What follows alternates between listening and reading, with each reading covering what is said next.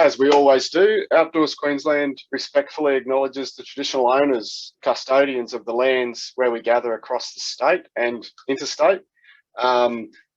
We pay respect to elders past, present and emerging, and acknowledge the important roles that Aboriginal and Torres Strait Islander peoples play on the land, sky and waterways used for outdoor activities. Particularly welcome any people of First Nations peoples who are joining us today. I'm in Brisbane or Meanjin on Yagara country, which is a place of the Jagera and Turrbal peoples. And also, if you'd like to, you can pop in the chat the place and the country you're joining from today as we go along. And Outdoors Queensland also acknowledges this funding provided by the Queensland Government to support outdoor activities across the state. And it's not just funding, we also acknowledge the work that various government departments and ministers do and have done for a long time in relation to outdoor activities, including sport and recreation, who are within the Department of Tourism, Innovation and Sport. So welcome to another session of Coffee and Conversation.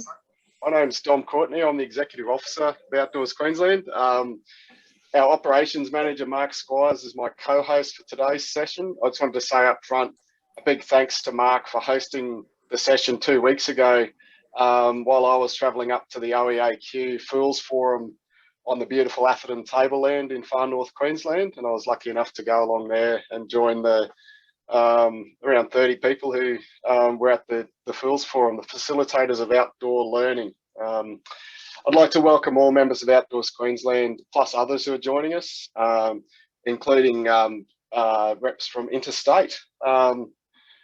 As I said, we are recording the session and the recordings are publicly available on our website and on YouTube. This is the 25th scheduled episode of Coffee and Conversation for 2021. This is something we started last year.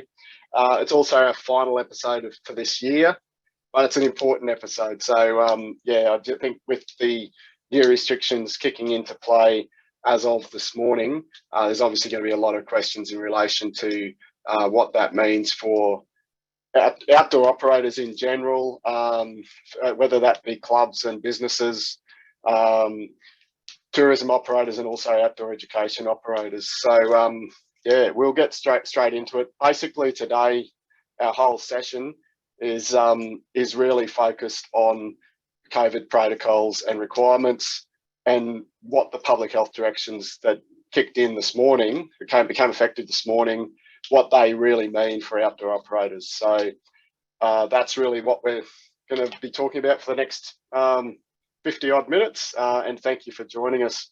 I hope no one's too disappointed that we're dedicating a whole episode to COVID at this point. I think that's what you probably expect. We've got two very special guests. This is, as I said there, the agenda. It's all about COVID rules. Two very special guests joining us today. So Luke Carman from Sport and Recreation and David Miller from the Department of Education. I'm just looking at the list. I can see Luke there. G'day, Luke. How are you going? Welcome, mate. So Luke's the Principal Development Officer, Partnerships Development and Management with Sport and Rec. So Luke's part of the team within Sport and Rec, which has been liaising with Queensland Health regarding sport, active recreation and fitness. So as we get into it, I might ask Luke to provide extra comment in relation to some of the stuff as we go along, and we'll get to that section. We'll cover that off. We also have David Miller. I'm just looking in the list there, trying to find David if he's online there. Are you with us, David? Can't see him. We might come to David. David's the Executive Director at Early Childhood and Education Improvement with the Department of Education. And he's part of the department's emergency response team, which has been all about driving the department's efforts around the mandatory vaccination requirements in school settings. So that chunk there where I've got outdoor education providers, it should be education providers in general, but specifically for us, it's probably mainly the outdoor ed world and also, I guess, early childhood operators who do like nature play and that sort of space. What do the new COVID rules around vaccination status really mean? So hopefully David will be right to join us as we get going. But just to get started, I just wanted to the roadmap for COVID Safe Future, that's been updated as of this morning. It's pretty much the same as what we had previously, but it does actually have a little note there in the maroon box. New public health and social measures commence on December 17. So as we should be all aware, I suppose, by now. The interesting one, I'm not sure if everyone's seen this, at the bottom there it says masks no longer need to be worn in Queensland except just this morning that's been updated, and masks will be back in play from 1 a.m. tomorrow, I understand. So yeah, so this is obviously going to be updated. I actually copied this into the Prezzo this morning, but that was before the Premier made the announcement. So yeah, the masks, that'll obviously change, and that section there about masks at the bottom of that maroon box, I'd imagine will change shortly. So that was just an announcement that came out this morning, and it kicks in tomorrow morning.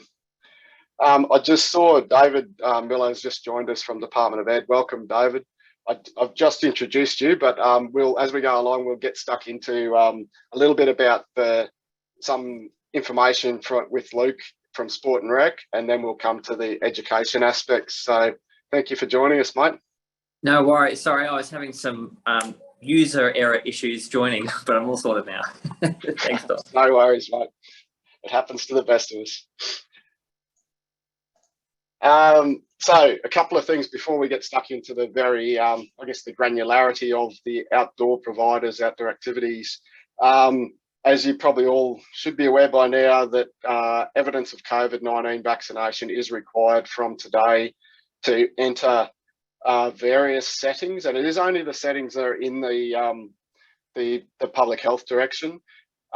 Just wanted to flag, where you can get your digital certificates, your printed copy of the vax certificate. You can get it from your Check in Queensland app, and it does say in the direction that the vaccination card that you would have received when you get vaccinated, that counts as evidence as well. So there's a few different ways of providing that evidence, and that's important. And it's also important to understand that if someone turns up to your venue, if you're one of the venues that has to cite that evidence to allow the patrons in, it doesn't have to be the Check in Queensland app. I think that's going to be the easiest one in practice, but it can also be the other options, and a printed copy of the certificate is quite legitimate. So just wanted to flag that update.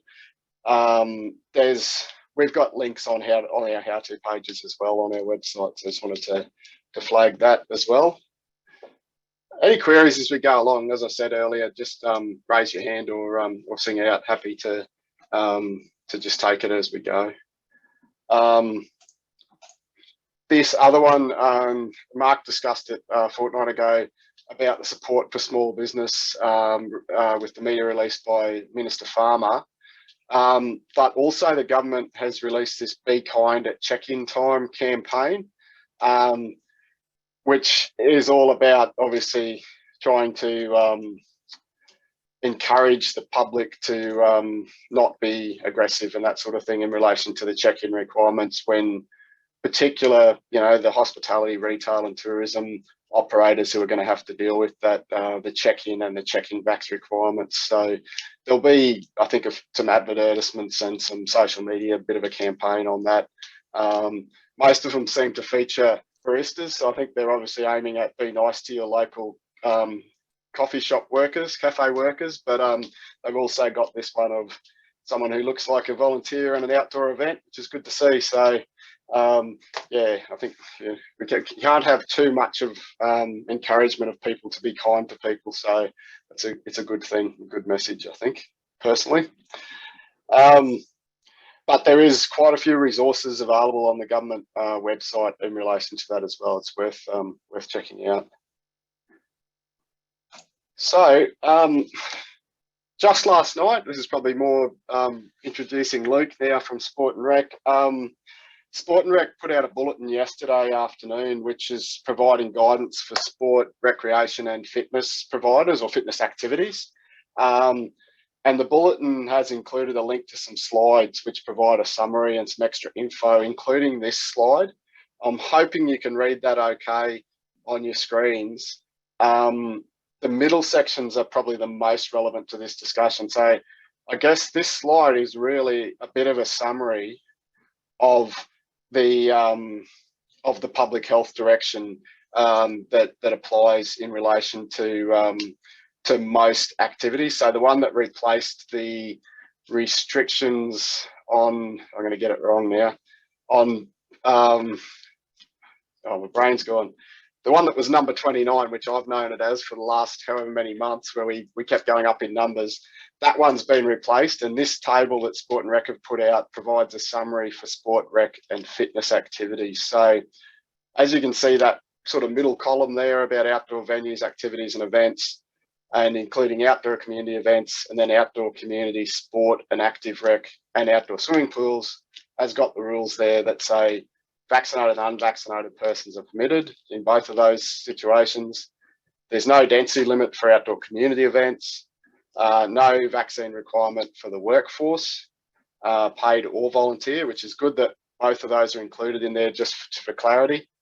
And then whether the COVID safe checklist is required and whether the collection of contact information is required or recommended. So that summary, we've actually distributed the bulletin just this morning. I'm not sure if I said that a minute ago. Mark sent out a bulletin from us, just forwarding that to our network as well. I'll go through, I guess to start with, Luke, do you want to expand on this, or do you want to take some questions now on how it applies to different situations that outdoor operators might be experiencing? Yeah, mate. So no, that's fine.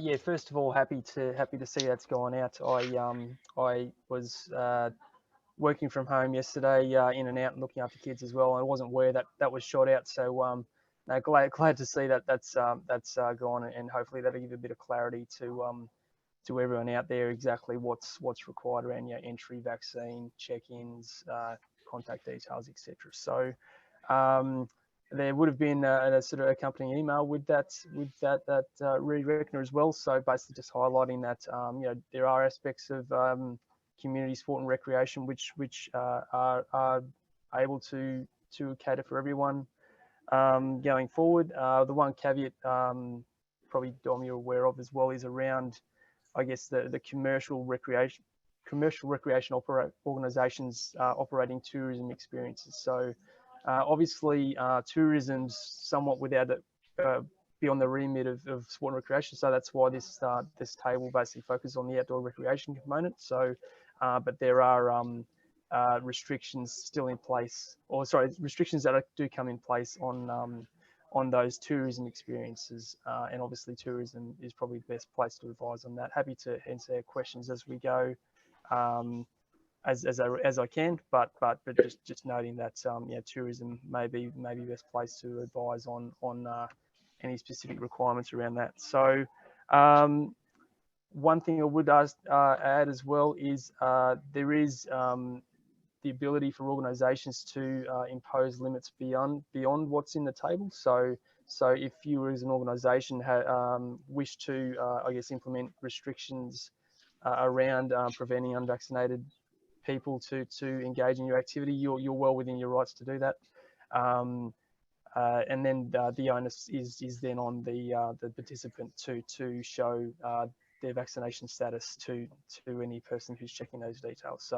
So yeah, it just clarify, if your organisation wishes to set the bar above what's in this table, you're within your rights to do that. We have seen some evidence of a number of sport organisations opting to take that policy based on, you know, what they feel is appropriate, safe for their participants, and also feedback from their members as well. So Luke, on that, so say I'm a you know, I don't know, the committee of a mountain bike club, and we decide that we want to only have rides for vaccinated people or vaccinated members. I guess depends how it works. So is it just a matter of communicating that for everyone to participate in our club's activities, the club's decided you've got to be vaccinated? And exactly. that's Yeah. the, yep. So messaging is the key there. So obviously, if that's the call that the club makes, let everyone know. And when people do turn up, that's a time when you say yes. You're aware of our club's decision. Please show us the evidence that you've been vaccinated by, obviously that COVID app or vaccination certificate. So there's no requirement to keep records of those certificates or anything like that. But yeah, that's how that situation would be managed. Yep. Okay. Thanks, mate. Sorry, I interrupted you then. Does anyone else have any questions for Luke as we go along? Yeah, far away as we go. That's fine. Yeah. I might add a question there, Dom, if I may, and Luke. Yes, I've had this query from a couple of different people. So where is that, the information about that ability to set own limits written down somewhere? Because somebody will ask that question, I'm sure. Now, where is that stated? Yep, I'll have to do a bit of digging to find that specific direction. Obviously, the information that we've sent out to industry has been vetted with Queensland Health and also through our channels as well. So it's not just something we've sort of made up on the spot. So, but I will track down where is specifically that is mentioned and send that out. So that's fine. We can do that. Oh, that'd be great. Like if you can send that through to us, because we do send out an email after these to all attendees, so we can include that in that. It does say in that direction that Andrew Sly, the Assistant Director General, signed off on yesterday. It specifically says businesses, venues and organisations can self-impose entry requirements. However, this is a business decision. Whether your organisation makes this choice or you're required to do so under the Public Health and Social Measures Direction, the onus, as you said, Luke, is on the person entering to show proof of their vaccination status. And then it goes on to say you're not required to act as the police, and if a person refuses to comply, you can call the police for assistance. So that could be awkward, I suppose, if you're doing a bushwalk or a mountain bike ride somewhere out in the scrub and you've got someone turned up. But I guess it's a matter of doing what's reasonable in relation to your own safety and also the safety of your participants, and how that works in relation to the community. Yep, and as prep for this meeting and just in general, I think I've basically looked at the frequently asked questions on the website as well. I believe there's mention of what we're talking about here within those FAQs, but I'll just have to track that down. I can send the link through. Okay. Dom, so you can basically distribute that. We can do that. Thanks, Luke. Yeah. Cool. Does anyone else have any questions for Luke? Particularly, I guess this is really a section, I guess, in relation to the sport and rec side of what these directions that kick in today have. So if anyone, I know there's a few people online who, from whether it's Gavin's from Bushwalking Queensland, any others that have questions about specifically in relation to the world of particularly clubs and other active recreation space. I just saw Gavin's put a comment. What I've advised bushwalking clubs is to assume that unvaccinated people are in attendance and be mindful of social distancing. So if the club hasn't mandated it, as it says there in that column there under the outdoor community sport and active recreation, it does, entry requirements is vaccinated and unvaccinated persons, and it does say recommended public health controls observed to the extent possible. So that's exactly right, Gavin, as far as the messaging is about still observing those controls, which is all along the bottom of the roadmap, that new normal, which is the social distancing, the stay home if you're unwell, as we've talked about for about 18 months now or longer. So yeah, and it does also, the interesting one at the bottom there too, Luke, is still that requirement that the check-in's not required if the person is or appears to be a primary or secondary school age child, part of a group attending an activity, blah, blah, blah. So that was the one about for groups of kids organised by a school, sporting team or community group. You don't have to do the check-in app, but all adults do need to. Yep. Yep. So that's still in the new direction. Yeah, I'm just multitasking here. So within that FAQs, so questions about business industry. So can the owner of an essential business decide not to permit entry to unvaccinated patrons or staff? The answer is essential businesses can self-impose rules for patrons and can decide to refuse entry to unvaccinated patrons. In Okay. relation to staff, business owners are encouraged to seek their own legal advice. So yeah, Dom, I'll shoot a link to that those frequently asked questions and a snapshot of that, and you can distribute through your networks. But yeah, essentially that's the wording on the Queensland Government website at the moment. Thanks, Luke. Can I just ask a question about the legal side of things? It does appear to be in direct contradiction to what's in the legislation.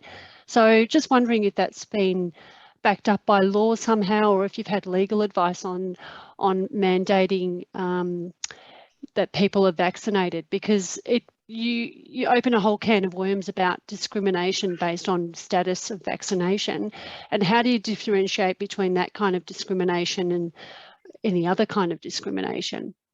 I just wonder, I feel like that's a bit of a can of worms. If someone were, and it only takes one person to get antsy about it and lodge a formal complaint, I know that it's the risk of the possibility, the likelihood is low, but the risk is high if you are sued on those grounds.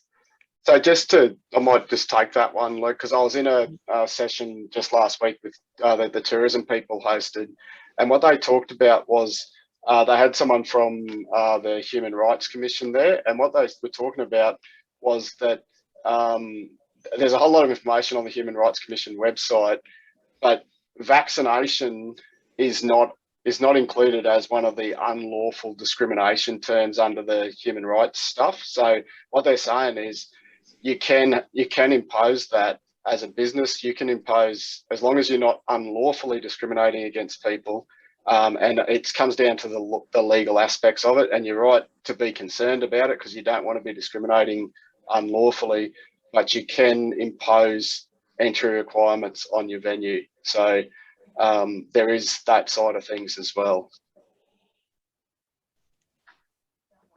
Dom, just a question. Sorry, I was just going to say about that with regards to the venue, that makes sense, but outdoors, would you have the legal ground outdoors? I think as an organisation, if you're providing a service, you can make it conditional as long as you're not unlawfully discriminating against people. So it's a matter of, making sure that, as with anything, you need to follow the law, but it's a matter of making sure that you're right. But it specifically says, if you have a look at the Human Rights Commission, Queensland Human Rights Commission website, they specifically say that discrimination on the basis of vaccination is not a grounds for a complaint to them, or I'm not sure of the exact term that they use, but they talk about it on their website. Thank you. That's okay. Sorry, Andrew? Yeah, just a question around, obviously I realise the high risk venues direction kind of overrides anything that we do with school camps. But there'd be occasional situations where, an instructor would be doing something with an adult group or with a non-school group.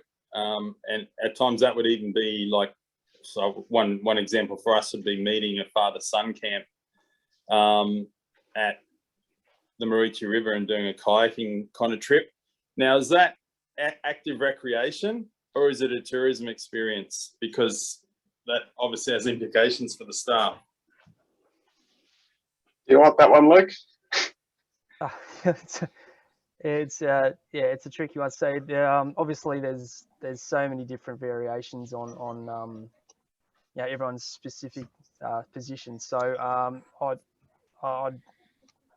I'm not well placed to advise on that specific situation, unfortunately. We have maybe was it David from Education might be able to advise on that, or alternatively we've got our email, for specific queries like that. Yeah, I'd encourage you to send it in, and we can basically check with health and get a proper answer for you, rather than me trying to interpret on the spot here. So that's probably the best way I can answer that at the moment. Sorry, mate. Okay.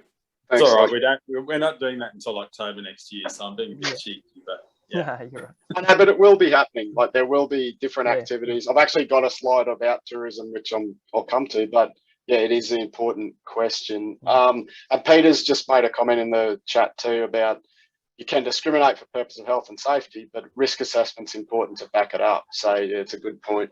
Thanks, Peter.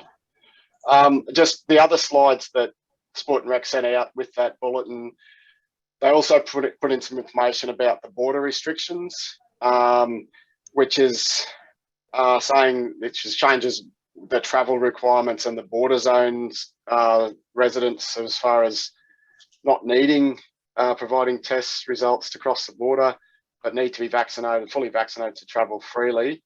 And that goes on with further stuff about that. And then there's also some changes coming in relation to close and casual contacts and what that means. So that's coming in from the 1st of January. So I guess the big point of this is there's going to be different rules for vaccinated and unvaccinated close contacts, as you can see on the screen there. That'll kick in 1 January. I think it's 2022 on that slide. They might have the wrong year, but that's all right. Yeah, that can happen. I'm still not convinced that we've got to 2020 yet, but in fact, I think we'd all rather forget 2020. So, yeah, so that's important, and it's important because that's going to kick in on the 1st of January. So just be aware of that, particularly for probably the tourism businesses and the other businesses who are operating throughout Christmas, New Year. There are some changes coming in, so you need to keep an eye on that as well. And then there's some good resources that are available, and all these links are in what we sent out. And I've actually enrolled for the TAFE COVID Safe for Business course. I haven't done it yet, but I've enrolled for that. It's pretty easy to sign up. I haven't gone through all the modules yet, but I think it looks pretty good from the outset. And then there's the signage there, which they're available on the website. The proof of vaccination required for entry to these premises. And I think the idea of getting these signs up is about assisting businesses to communicate requirements to the public. So there's a sign there for ones where proof of vax is not required, but you still need to use the Check-in Queensland app. So they've got both options there. So those are there, and there's links in that prezzo that went out with that bulletin, and you should all have that. And they've helpfully said, check in with your state level organisation if you want specific advice, and included us and Q Sport and Fitness Australia in that, who are now Oz active. Yeah, and then there's that SR COVID-19 email address that Luke mentioned before, that if you have specific queries, so that's in that bulletin that we sent out this morning. Okay, so I don't know, any comments on those ones, Luke, or have I done it justice? No, mate, yeah, good summary. Well done. All right. My next slide was specifically about adventure tourism. So we've sort of covered off on this a little bit, that, as Luke said, the tourism experiences are specifically included in the public health social measures linked to vaccination directions. So they're in the outdoor entertainment activities section, and only fully vaccinated visitors and staff are permitted. That same section also says that national parks and public gardens aren't included in the requirement for tourism experiences, which actually causes a little bit of confusion. The way I understand it is a club could conduct a bushwalk in a national park with vaccinated and unvaccinated volunteers and participants. But if an outdoor rec operator is providing a tourism experience in a national park, then you'd expect that would be restricted to vaccinated persons only, since it's a tourism experience. So there is information on the tourism website, and also that the website there about which is specifically industry for aviation and tourism industry information, and it's quite good. But also QTIC, the Queensland Tourism Industry Council, who's a peak body like Outdoors Queensland, they've run a series of online industry sessions like this focused on the impacts for tourism, so for tourism operators, and the recordings of those are available on their website. So I'd highly recommend checking those out if you're a tourism operator, or if you're concerned that you might be crossing into that tourism side of things. They've run a couple of them, and they're really quite good. Usually only an hour or 90 minutes. So they're worth a look. But there's certainly a lot of information out there for the tourism side of things. Luke, did you want to say anything else about any of the ones, or any other general sport and rec questions for Luke before we move on to the education settings side of this wonderful world?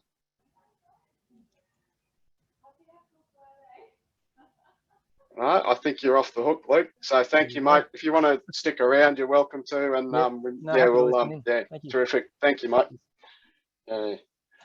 So, as we know, the education settings, this is the other public health direction that came into effect. Well, actually came into effect last Saturday when it was published, but it actually, the vaccination requirements kicked in from today. Under the direction, it specifically says the public health direction applies to workers in a high-risk setting in public, private and non-government sectors, and it identifies COVID-19 vaccination and related requirements for workers, employers and responsible persons in high-risk settings. I just want to point that out. This isn't just about requirements for workers, it also includes requirements for employers and people who are responsible for the high-risk setting. So you need to be aware of that if you're in that position, as well as being potentially a worker in a high-risk setting. So the high-risk settings are set out in Schedule 2. And as we go along, I'll bring David into this conversation. David's, as I said earlier, part of the Department of Education team that's been working on what all this means for the Department of Education. So, David, as we go along, if you want to jump in, please do. And if anyone has any questions for me or for David, please put your hand up or just ask away. So, I just wanted to flag that. So we actually had an online session on Tuesday, and a lot of people, I think we had about 30 people, more than 30, join us on Tuesday to talk through this. I just wanted to go through it again. That high-risk settings in the schedule to this direction specifically includes early childhood, primary and secondary educational settings, and it includes schools and outdoor ed facilities in that list. So that's just a screenshot from the direction. So for our space, I guess the key part is there that outdoor ed facilities are included, and at the top of the direction, that clause 6 specifically says it's, as I said, the wording, public, private and non-government sectors. So David, did you want to jump in on this and sort of give us I guess a bit of a snapshot in relation to how education is implementing this and dealing with it? Did you want to probably fill us in a little bit on that?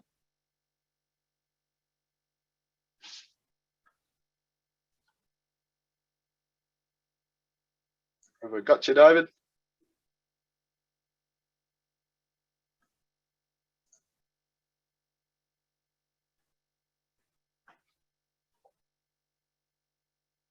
Sorry, I've got silence. Can you see David, Mark? No, I've just been checking. It looks like he's dropped out. Okay. I might just see if I did just get a text, so maybe it was him telling me I've dropped out. Yes, he's attempting to rejoin. Okay. All right. I guess while he is rejoining, hopefully, following on from, we had that session on Tuesday. One of the key things we talked about there's a couple of things, I guess. The Duke of Edinburgh clarification in relation to requirements for adventurous journey supervisors. Another one was in relation to the dining requirements. So we've specifically asked for clarification through Sport and Rec about clarification in relation to dining facilities in outdoor ed facilities. So we haven't got that clarification yet, and that was in that bulletin that we've sent out this morning. Andrew Sly has put in that bulletin, which we've shared, that we are still seeking further clarification on some points, and we will get that through as soon as possible from Queensland Health. So yeah, I'm sure there's other things coming through thick and fast from various sport and probably gyms and boot camps, etc., in relation to those other areas, but we are certainly chasing up some of the queries that we're getting. the other one that we've talked a little bit about is journey-based camps and expeditions, which are a little bit on the lines of what Andrew mentioned before, which was about a father-son camp. But I guess the question is, or an adult camp, what happens if you're having a journey-based expedition only, where you never actually go to the school setting at all, if it's just on a external site? And some of that could come back to the school setting their own rules around this, and some of it could be in relation to the actual mandate itself, in relation to all the workers in that setting. Dom, I got a question when you're ready. Yeah, Pete, go for it. So the outdoor education facilities relates to government-owned facilities and private-owned facilities that are only catering for school groups. Is that the intention of the high-risk rating? My understanding, yeah, well, because at the top there it says early childhood, primary and secondary educational settings, including outdoor education facilities. That's the way I read it, that it's saying it's education like that, and it doesn't include like TAFE colleges and universities in this direction. So it includes TAFEs only if the TAFE, to that second dot point, if the TAFE is co-located with a school, and it goes on in the direction to say where students from the school interact with the TAFE teachers, etc., then those TAFE teachers and staff have to be vaccinated, because they're considered to be working in a high-risk setting. But yeah, it is specifically about really, early childhood, primary and secondary age kids, I guess. Dom, it seems like there's a bit of an assumption that we become a high-risk educational setting when we're hosting a school group. And outside of that, the short-term accommodation provisions under the PHSM apply. Would that be right? I think so, mate, and that's a question that I really want to ask Andrew, ask David when he rejoins. Yeah, that's sort of my understanding of it. It does talk about businesses that operate in various settings, or parts of your business are covered by this direction and other parts of your venue aren't. So that's really something that I'd like to get clarification on. Just hoping that David can get back in. I'll just send him back a text. I guess any other, has anyone else got, had any other light bulb moments in relation to this, or questions, answers that you might have come up with this week? Because it's been an interesting process of trying to understand exactly how this is going to work. And it does specifically include outside school hours care and vacation care in the direction. Yeah, I've asked that question about people aged 16 plus. Do they need to be vaccinated to attend school camp? Yep. Yep. I don't think they do. My understanding of it is that they don't. Because they're school aged, this doesn't apply to the patrons. It only applies to the staff. So David's just sent me back a text saying he's still trying to join, so might just have to persevere a little. That would be good. Dom, we have been contacted by a few schools that have been turned away already from places that they were due to be going on school camp because their students over the age of 16 are not vaccinated. So that is becoming an issue for some of our schools, just so you know, because we've picked up a couple. Yeah. I think it's a question that I'm hoping that David will be able to answer for us. If not, we can follow up with him later. And but yeah, he just sent me another one saying he's trying to get in. He does have an issue at his end, but trying to get it sorted. Yeah. Tom, just a question about school holiday programs. Like, obviously, if they're not linked to a school, that creates a very fuzzy space. Because basically, you could have, it's just community gathering, people coming in. So that's not really clear, is it? So I guess it is if it's under the vacation care section there, but Pete, which they've covered not off. Not everybody's under that jurisdictional link, you know. Yeah. And again, it says educational settings, including vacation care. So that also seems to link it into that space. So, yeah. All the scout camps happening in January aren't vacation care, you know, so. No, they're scout camps. Yeah. And again, then you'd look at, I guess, if you're not in the education space there, you can look at the other direction. And it specifically says in this direction about the high risk settings, it does say that that you can use that to try to this direction adds to the other direction, but it doesn't replace what's in the other direction. So the other direction does talk about community activities. So yeah, I will just text that the phone number to David.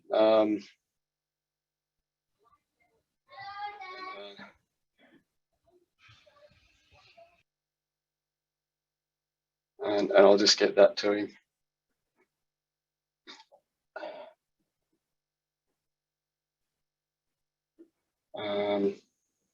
Sorry, just got to copy it all into my text message. Any other questions, queries as we go along? Mark, you might have to take them for a minute while I actually try to get this number through to David. Sure.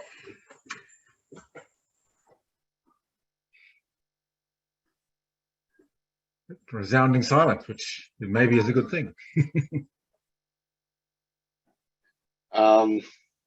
Well, perhaps Luke might take another question or two if there's anything people have come up with in the meantime. Yep. Yeah, it's Leanne here from Succeed Healthcare. I guess for us, we do a lot of outdoor therapy and indoor sports style therapy as well. And we're just trying to mesh together the health provider with the outdoor ed style policies to sort of make them all fit and make sense, make sure it works. So that's just out. We'll just be on that journey. So if you hear from us, you'll know why. Yep. No worries. Outstanding insights that you'd like to share with the rest of us, feel free to get back to us on that as well. No worries. Yeah, it's. I think this is part of it. Is sometimes some businesses are going to find that they're covered in different parts of their business or parts of their venue with different rules, and this is the hard bit of trying to understand what it means for the business as a whole. And some of it is going to have to be like splitting it down. Like the example that was given quite early on in relation to golf clubs was, if whether you're vaccinated or unvaccinated, you can go and play golf, but from today you can't enter the clubhouse, which is a licensed area and has, you know, seated dining and beverages. So there's going to be restrictions on what you can do within part of that facility, but people can still go and play a game of golf at that site. So yeah, I remember reading that one. Yeah, and that's a good example, I think, to show some of the complexity of some of these. Yeah, and I just saw Benoni's one. So if youth camps are different, do they need to be vaccinated to dine? And that's the question that we've asked about. Where do the dining facilities fall in relation to the not this high risk setting one under the other direction, the public health and social measures direction? Where do the dining rooms fit under the definitions of that? There's sort of three different sections of that one where it possibly could fit. There's one about a dine-in canteen. There's one that talks about dining rooms as part of a hotel, and then there's a third one. You might have to remind me, Andrew. What's the third one say off the top of your head? Yeah, there's shared dining. So there's dining room, yep, which is apparently retail, like in a hotel. Shared dining, which is more like where there's a shared facility and no public access and no retail. Yep. So some of us are wondering if that applies to our context where the food is part of the overall tariff rather than a walk-up ordering situation. Yep. And then dining canteens specifically mentions things like university dormitories, schools, mining camps, yep, that sort of thing. So, yeah, clear as mud. Yeah, so we've asked that question, and Sport and Rec have said they'll seek clarity on that for us in relation to which one it most likely falls under. Then in a short-term accommodation context, you can access takeaway and have that outdoors or elsewhere, as long as you don't sit down. And then there's no restrictions on food courts. So if you've got areas that look like a food court, what does that mean? And And this is that complexity of it and the nuance, I think, that makes it it makes it difficult, but it's also, I think, a large part of this is going to be about doing what's reasonable and what's, doing the best you can, I suppose, without trying to bend the rules to the extreme. So trying to make sure that what you're doing is about keeping your staff and your patrons safe and complying with the directions, and not just looking for to bend the rules at all, trying to make sure we're doing the right thing, but it's about having it clear what is the right thing. It's difficult, and I think this is something we'll keep chasing up in relation to that as well. So I mean, I can certainly provide some of these questions to David and ask him maybe to respond by email. The problem is he did offer to come to our next one if he can't get in here. The problem is we're not meeting again until January, so it would be good if we can get some questions from him and get some answers from him today. So I'll see what I can do on that. He looks like he's still having problems. I guess I did want to just go through, as Mark said last time, about the vaccination side of things. Where as an organisation, we certainly support vaccination against COVID, encouraging people to get vaccinated. Personally, I actually had my booster dose last night. I've managed to join the Moderna crew as well as my first 2 Pfizer ones. So, and I'm here today, which I'm happy about. So, no adverse reactions from my jab. So, I think, and that's really about trying to ensure health and safety of everyone across our sector, and including people who the members of the public and our participants. So, that's part of what our approach to all of this has been. There's also, as I said earlier, there's quite a lot of information on the Fair Work Ombudsman's website about managing vaccinations in the workplace. This is superseded somewhat by it specifically says where there's a public health order requires an employee to be vaccinated, then that obviously kicks it into its that lawful and reasonable requirement. So that for some operators, particularly in the education space, and that goes back to that direction, then it's fairly clear cut now. It's not 100% clear cut for some others in relation to where it's not mandated by a government direction, but it could also be an organisation, as Luke mentioned before, that an organisation can make their own call on that. So yeah, there is still opportunities in that, but check out the Fair Work Ombudsman, their information. It's really, really good information on there. Leanne, that was a different David just joined. I'm just looking at your question. That was Dave Chitty. I'm sure he could answer a few questions for us, but it may not be the same answers as we'd get from David from the Department of Education. But Dave Chitty's always good for a few answers. You're on mute, Dave, which might be good. A few answers or a laugh occasionally, mate. Yeah, that's right. Yeah, sometimes the last 18 months we've needed a few laughs, I think, just like everyone. What I might do is we might put some specific questions to David on an email, and we'll try to get those back to everyone when we send out that email after this session. So we might do it that way. So if you have any specific questions that you'd like me to ask David, more than happy for you to just email them to me. I'll pop my email address in the chat here, but if you could do it as soon as possible, so I can get this email off to David. If you don't already have my email address, I just make sure I spelt it right, which is always good. I've just popped it in the chat. Yeah, if you can get them through to me, let's say by 1 o'clock, and I'll get an email off to David, and then we'll see what we can get back from him. Obviously, I'm putting a little bit of pressure on him. So, yeah. So I just saw Peter's comment there. Peter says there that the Anglican Church, South East Queensland Diocese, requires all workers, both paid and volunteer, to be vaccinated with at least one dose by the 10th of January. So that's that's a rule that's come in for just by the church, David. That's Peter, by the church in relation to everyone across all their sites.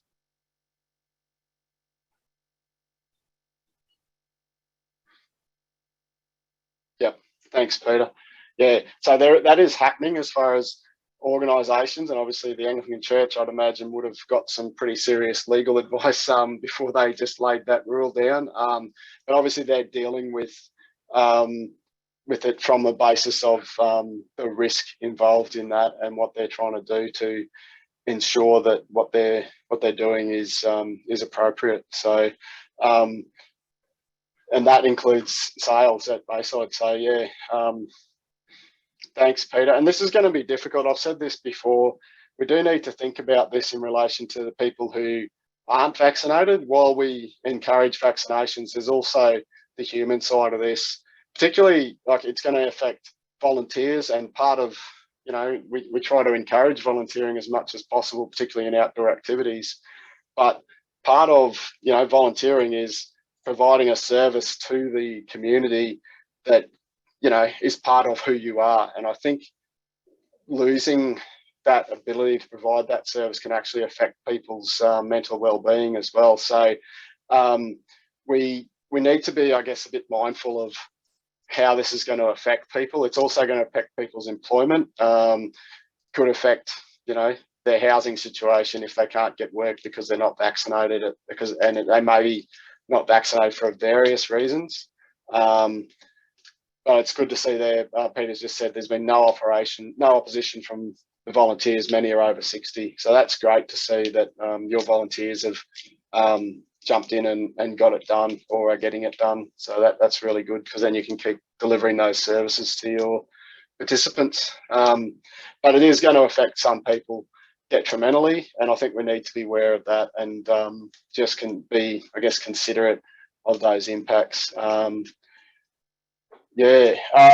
Andrew's just said most outdoor ed centres issuing directions to vaccinate this week, he believes. So, yeah, and I guess that's that thing now, that there's a public health direction that specifically includes outdoor ed centres who provide services to primary schools and high schools, etc.